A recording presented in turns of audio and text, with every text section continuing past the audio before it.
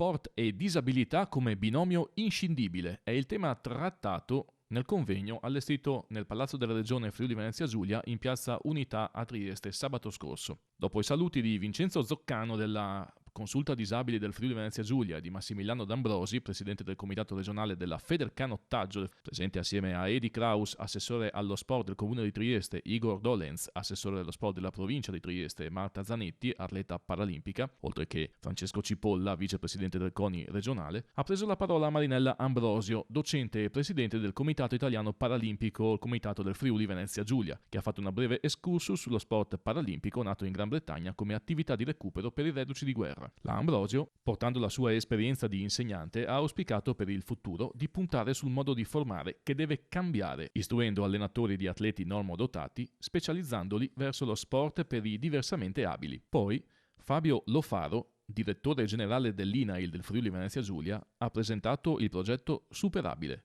un contact center formato da un sistema integrato di web, telefono, rivista, social, che rappresenta una multicanalità aperta a tutti per superare barriere superabili. È stata la volta poi di Paolo Tavian, maestro di sci e guida di atleti paralimpici, che ha trattato l'argomento inerente a sci e disabilità, attraverso anche dei filmati molto coinvolgenti relativi a gare di Coppa del Mondo e Paralimpiadi, in preparazione ai Mondiali 2017 in programma a Tarvisio. La montagna è una sfida, ha detto Tavian, che dopo 3 Paralimpiadi e 10 medaglie ha potuto affermare il proprio orgoglio di essere stato la guida di sciatori paralimpici. Nel convegno ha poi preso la parola Berti Bruce, ex canottiere e velista, che ha presentato a Mare Terapia, culminata in un'avventura di 76 giorni in barcavela da Trieste a Sanremo e ritorno in coppia con Egidio Carantini, che è atleta non vedente. I due hanno coperto 3.750 miglia marine con 3.750 euro, un'avventura dalla quale è nato il libro Io, i tuoi occhi, tu, l'anima mia, edito da Pendragon.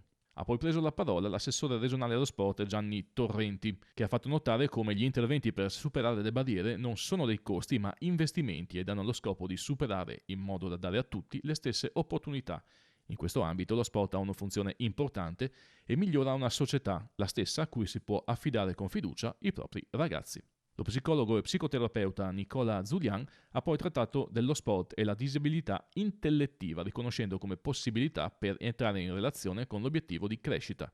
Coinvolgente è stato l'intervento di Tullio Müller, istruttore sommozzatore anche per disabili della didattica per bambini e per i diversamente abili, con il progetto Bolle in Palco e le testimonianze toccanti di Egidio Carantini e Carlo Benedetti. Intervento quindi di Mauro Morassut, ex canottiere, oggi presidente provinciale della Consulta Disabili del Friuli Venezia Giulia, che si è detto contento del convegno, ma da ex canottiere anche dell'attività che sta facendo la Federcanottaggio con il pararowing e dei risultati mondiali di Aige Bellet, che sono una conferma dell'ottimo lavoro svolto da tutti. Interessante anche l'intervento di Paolo Magrin, che ha trattato gli interventi attuati nei confronti dei pazienti gravi, permanenti e temporanei, e gli inserimenti attraverso personale specializzato nel mondo dello sport. Ultima a parlare è stata Cristina Ansaldi, collaboratore del servizio pararowing della Federcanottaggio, che ha tracciato un'ampia ed esaustiva panoramica sul canottaggio dedicato ai diversamente abili, in particolare descrivendo categorie e tipi di imbarcazioni a disposizione, il tipo di preparazione a terra e in barca e l'inclusione dei soggetti nelle società e nella squadra nazionale.